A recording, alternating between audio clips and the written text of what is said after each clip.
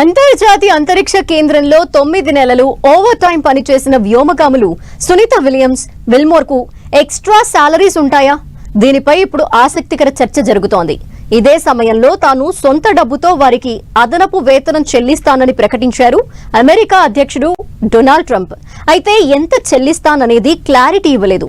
ఇంతకీ సునీత విలియమ్స్, విల్మోర్ల 1 year salary package ఎంత? అదనంగా నాసా ఏమిస్తుంది? ట్రంప్ ఎంత ఇవ్వాలనుకుంటున్నారు? Watch the story.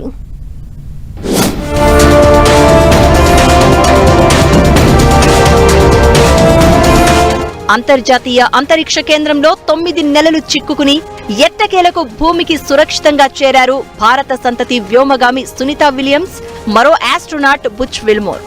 8 రోజుల పర్యటన కోసం వెళ్లిన వీళ్లు అనుకోకుండా 9 నెలలు అక్కడే చిక్కుకోవాల్సి వచ్చింది.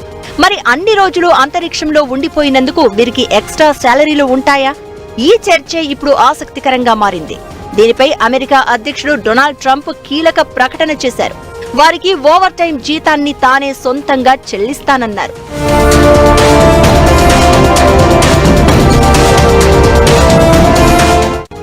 ISS లో అనుకున్న సమయం కన్నా ఎక్కువ కాలం పనిచేసిన ఆస్ట్రోనాట్స్ కు ఎలాంటి అదనపు చెల్లింపులు ఉండవు. అయితే వాళ్లు ఫెడరల్ ఉద్యోగులు కాబట్టి అంతరిక్షంలో పనిచేసిన కాలాన్ని భూమి మీద సాధారణ పర్యటన చేసినట్లుగానే పరిగణిస్తారని నాసా నిపుణులు అంటున్నారు.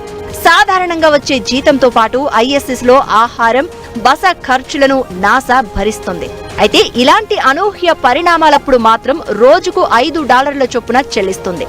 అంటే సునీత విల్మోర్ 286 రోజులు అంతరిక్షంలో ఉన్నారు కాబట్టి వీరికి అదనంగా కేవలం $1,430 చెల్లిస్తారు.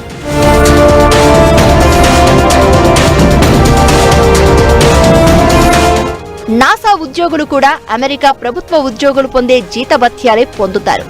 వ్యోమగాములకు జనరల్ షెడ్యూల్ GS-13 నుంచి GS-15 కింద చెల్లింపులు ఉంటాయి.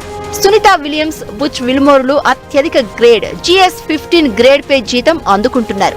దీని ప్రకారం గత ఏడాది వీరి వార్షిక వేతనం $152,000గా ఉంది. మరి ట్రంప్ ఏ మేరకు వాళ్లకు అదనంగా జీతం ఇస్తారు అనేది క్లారిటీ లేదు.